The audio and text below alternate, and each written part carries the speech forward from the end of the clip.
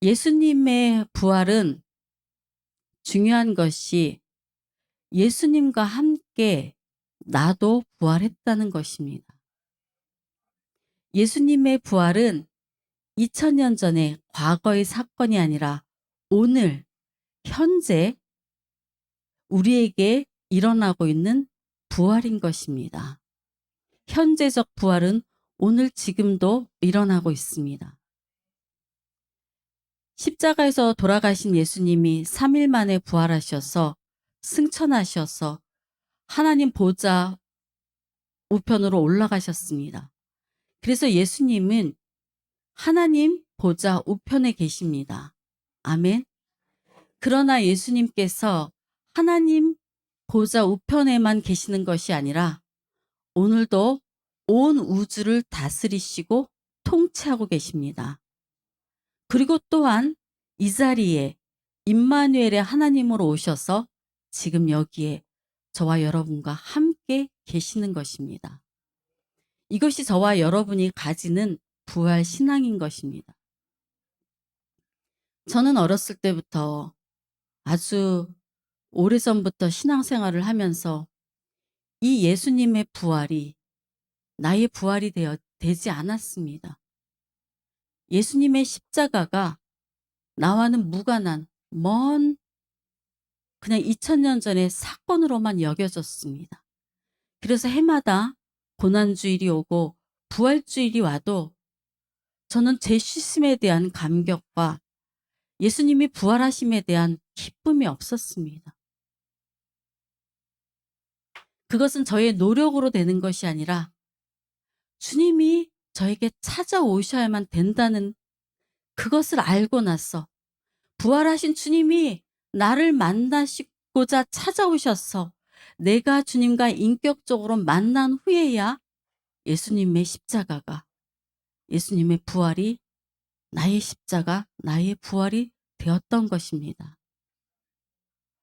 오늘 이 자리에 아직도 예수님의 십자가와 부활이 나의 십자가, 나의 부활로 여겨지지 않는 분이 계시다면 오늘 임마누엘 하나님이 그 영혼을 불쌍히 여기시고 그 심령을 터치하셔서 성령 충만으로 놀라운 하늘의 비밀을 깨닫는 축복이 임하시길 기도드립니다.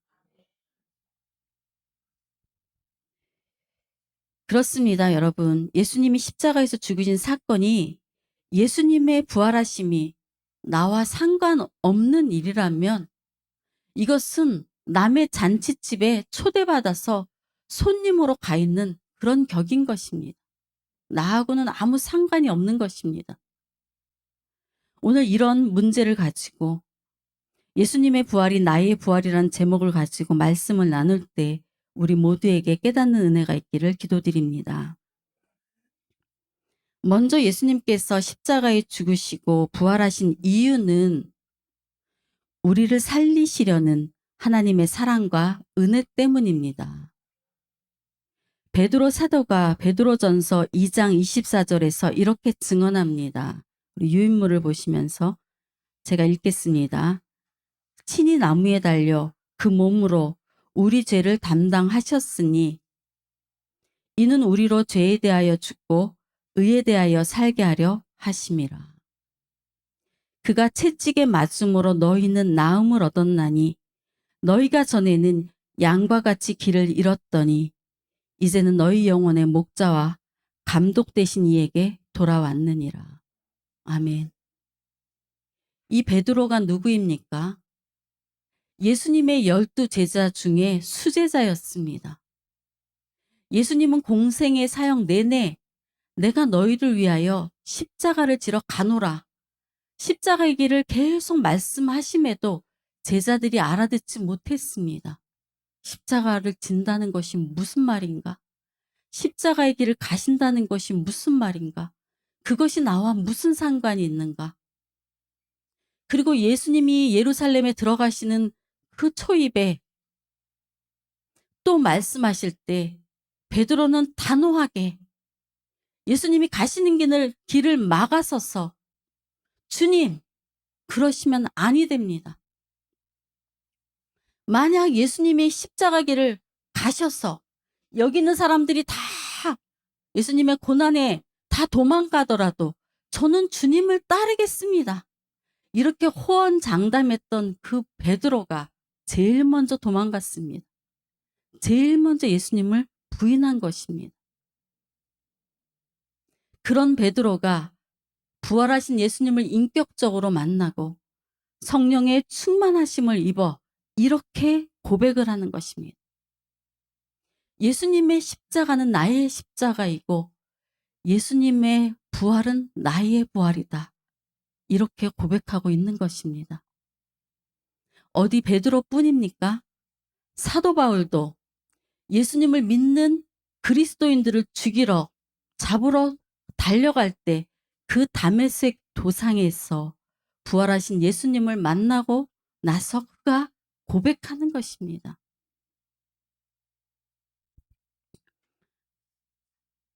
평생의 사역을 마치고 나이가 든 베드로는 나이가 든 사도 바울은 오늘 고린도 후서 본문 말씀에 이렇게 고백하고 있는 것입니다. 5장 14절 15절 제가 읽겠습니다. 그리스도의 사랑이 우리를 강권하시는도다.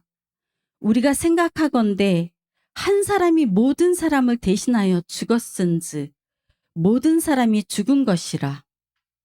그가 모든 사람을 대신하여 죽으심은 살아계신 자들로 하여금 다시는 그들 자신을 위하여 살지 않고 오직 그들을 대신하여 죽었다가 다시 살아나신 이를 위하여 살게 하려 함이라.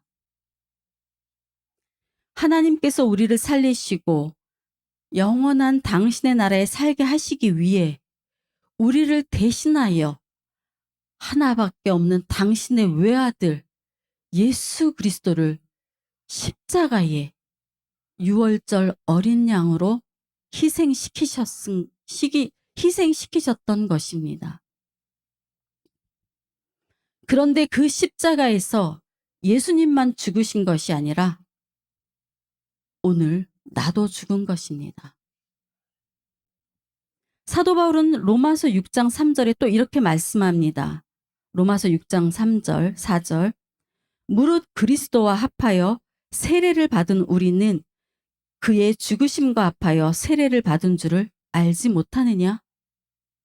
그러므로 우리가 그의 죽으심과 합하여 세례를 받음으로 그와 함께 장사되었나니 이는 아버지의 영광으로 말미암아 그리스도를 죽은 자 가운데서 살리심과 같이 우리로 또한 새 생명 가운데서 행하게 하려 하심이라. 아멘. 십자가에서 그리스도가 죽으실 때 우리도 그리스도와 함께 죽고 예수님이 부활하실 때 우리도 부활하셔서 부활되어서 새 생명으로 살게 하신다는 것입니다. 아멘. 이것이 그리스도와의 연합인 것입니다. 우리가 십자가에서 그리스도와 하나가 된 중요한 이유는 이제 앞으로는 새 생명으로 살게 하신다는 하나님의 그 말씀 때문인 것입니다. 로마서 6장 8절에 사도 바울이 또 이렇게 증언합니다. 만일 우리가 그리스도와 함께 죽었으면 또한 그와 함께 살 줄을 믿노니. 고린도후서 오늘 본문 말씀 5장 16절 17절에도 사도 바울이 이렇게 증언합니다. 그러므로 우리가 이제부터는 어떤 사람도 육신을 따라 알지 아니하노라. 비록 우리가 그리스도도 육신을 따라 알았으나 이제부터는 그같이 알지 아니하노라. 새 영으로 산다는 것이 무엇입니까? 오늘 고린도후서 5장 17절 저와 여러분이 너무나 잘 알고 있는 말씀. 그런즉 누구든지 그리스도 안에 있으면 새로운 피조물이라. 이전 것은 지나갔으니 보라 새 것이 되었도다. 아멘. 이것이 저와 여러분이 그리스도 안에서 새 영으로 사는 것입니다. 그리스도와 하나가 된 연합한 죄라는 것입니다. 부활하신 예수님이 다시 살아나셔서 무덤 권세를 깨뜨리시고 사망 권세를 이기시고 하나님 보좌 하늘에 승천하신 것뿐만 아니라 오늘 저와 여러분 안에 들어와 계시다는 것입니다.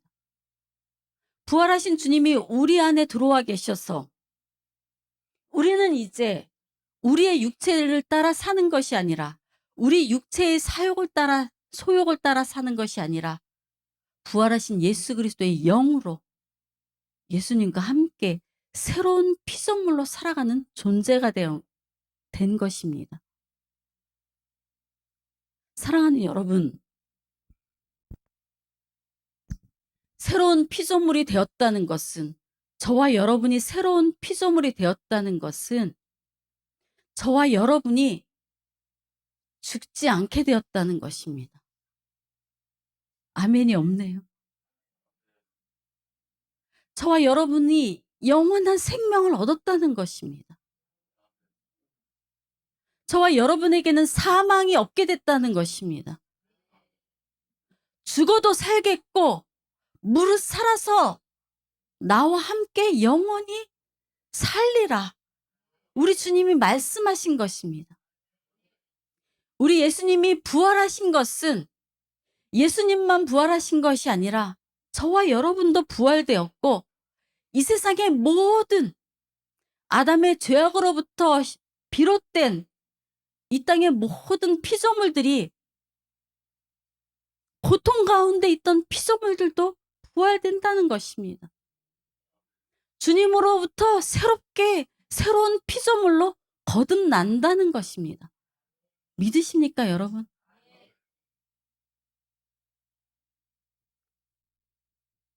그것뿐만이 아니라 저와 여러분이 새로운 피조물로 거듭났다는 것은 이제 저와 여러분이 육신의 눈을 열게 되어서 하나님의 마음을 알게 하시고 하나님의 뜻과 섭리에 따라 살고자 하는 그런 영의 눈이 열렸다는 것입니다.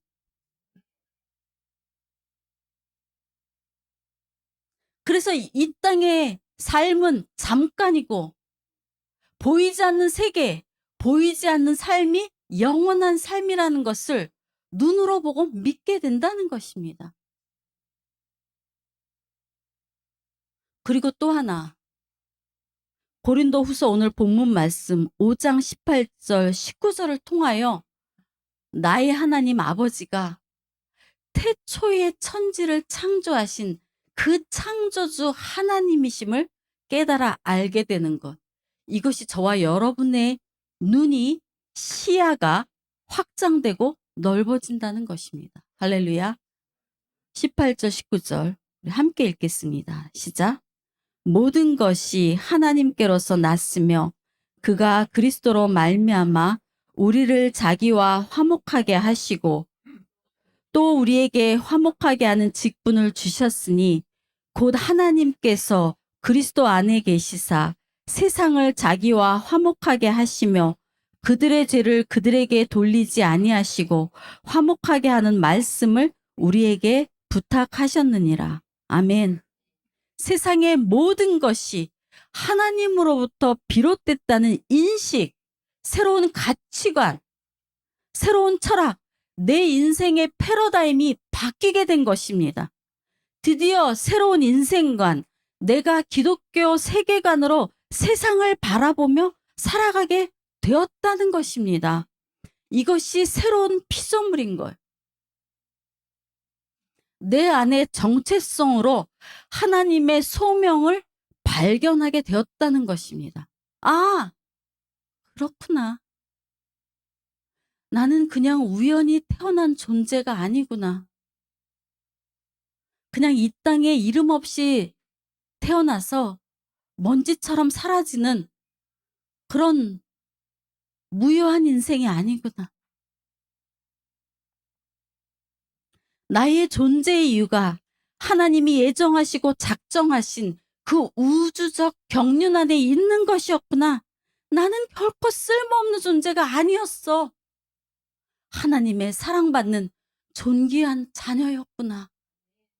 그것을 깨닫게 되는 것입니다. 그렇게 나의 정체감을 깨닫고 나면 내 마음에 들어오는 마음이 다시는 죄 가운데 죄를 짓고 싶어하는 마음이 없어지는 것입니다. 누가 다시 죄를 짓자고 해도 그 자리에 있고 싶어지지 않는 것입니다. 죄에서 멀어지고 싶은 내 안에 거룩한 마음, 거룩한 열망이 들어오는 것입니다. 할렐루야. 이것이 바로 예수 그리스도의 십자가의 능력, 예수 그리스도의 부활의 능력인 것입니다. 아멘. 로마서 6장 14절. 죄가 너희를 주장하지 못하리니 이는 너희가 법 아래 있지 아니하고 은혜 아래에 있음이라. 고린도 후서 5장 15절. 그가 모든 사람을 대신하여 죽으심은 살아있는 자들로 하여금 다시는 그들 자신을 위하여 살지 않고 오직 그들을 대신하여 죽었다가 다시 살아나신 이를 위하여 살게 하려 함이라. 이 말씀은 우리가 우리를 위하여 십자가에 죽으신 그 예수 그리스도의 은혜를 깨달으면 다시는 이제는 나를 위해 살고 싶은 마음이 아니라 주님을 위하여 살고 싶은 마음으로 거듭난다는 것입니다. 그래서 모두가 목사가 되고 모두가 전도사가 되고 모두가 기도원에 가서 랄랄랄라 방언하고 거룩 그렇게 산다는 뜻이 아니에요.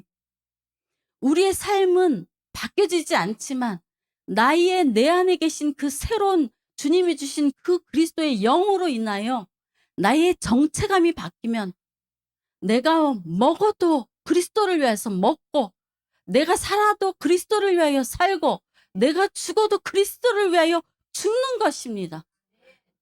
내가 직장 생활을 하고 내가 자녀를 키우고 내가 사업을 하고 내가 설거지를 하고 내가 빨래를 하는 그 모든 일상의 모든 것들이 주님을 위하여 하는 것임을 깨닫는 것입니다. 사랑하는 여러분, 예수님의 부활은 내 부활입니다. 여러분 모두 예수님의 부활이 나의 부활이라는 것이 믿어지는 은혜가 있기를 축원합니다. 예수님이 부활하실 때 나의 옛자아는 죽고 나는 이제 하나님의 영으로 그리스도 안에서 새로운 피조물로 새롭게 태어난 새로운 존재가 된 것입니다. 그런즉 누구든지 그리스도 안에 있으면 새로운 피조물이라. 이전 것은 지나갔으니 보라 새 것이 되었도다. 이전 것은 지나갔으니 내가 생각했던 것, 내가 누렸던 것, 내가 살아왔던 모든 과거, 나의 옛자는 다 지나가고 새로운 피조물로 새롭게 태어난 것입니다. 그것이 예수님의 부활, 내 부활인 것입니다. 새로운 이름까지도 바꿔주시는 것입니다. 오선경이라는 아무개가 아니라 이제는 거룩한 나라요. 주님의 택하신 족속이요. 왕 같은 제사장으로 세상에 살지만 결코 세상에 속하지 않는 세상과 구별된 존재로 바꿔주신 것입니다. 내가 누구인지 정확한 자기 인식을 하게 되고 자존감이 쭉 올라가는 거예요. 그래서 다른 사람이 누가 나한테 상처 주는 말에 넘어지고 좌절하고 이 먼지 같은 인생 내 마음대로 살지 술 먹고 돌아다니고 내 몸을 자해하고 중독에 빠지고 급기야는 나쁜 행동을 저지르는 그런 자리에 나아가지 않게 되는 것입니다. 왜요? 나는 그리스도와 함께 산 부활체니까. 왕 같은 제사장이고 하나님께 속한 거룩한 나라이니까 내 자신이 얼마나 존귀한 존재인지 인식하게 되는 것입니다.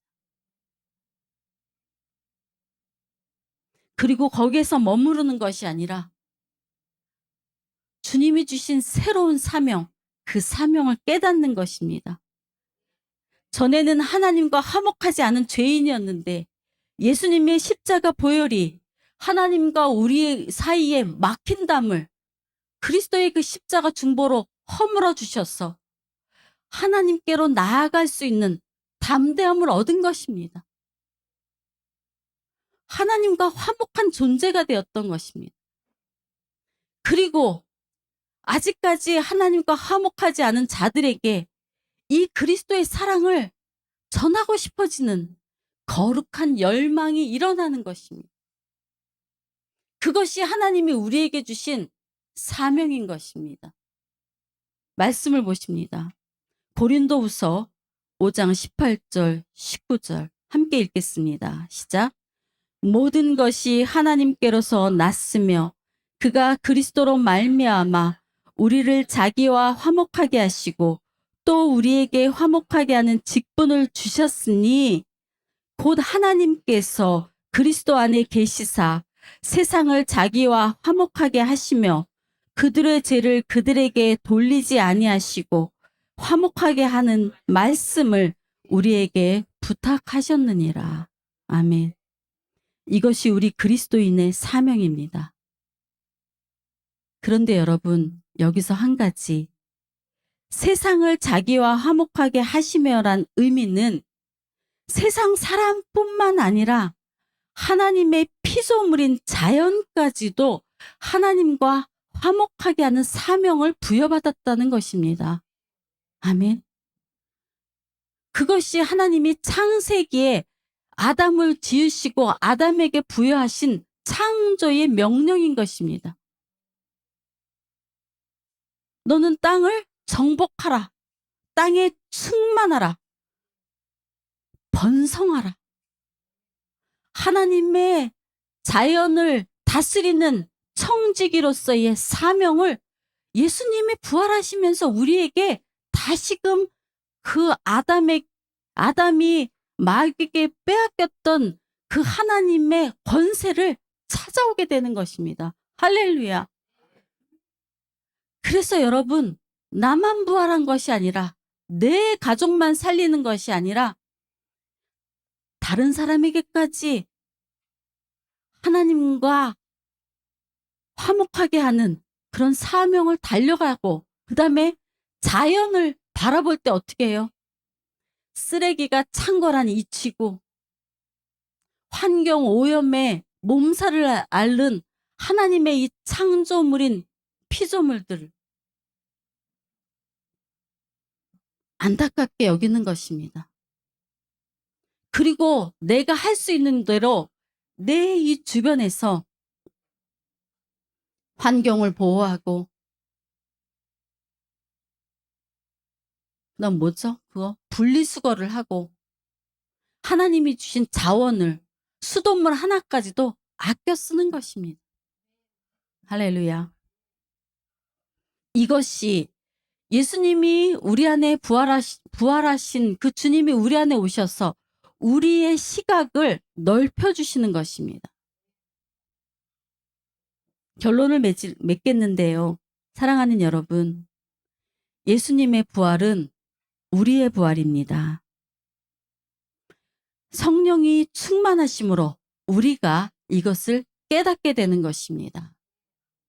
오늘 부활을 맞은 저와 여러분이 새롭게 예수님의 부활은 나의 부활이라는 믿음과 확신으로 하나님이 주신 사명을 잘 감당하시어 열매 맺는 삶이 되시고 또 하나님 보좌의 영광과 면류관의 영광을 받아 누리시는 저와 여러분이 되시길 예수 그리스도의 이름으로 축원합니다. 아멘.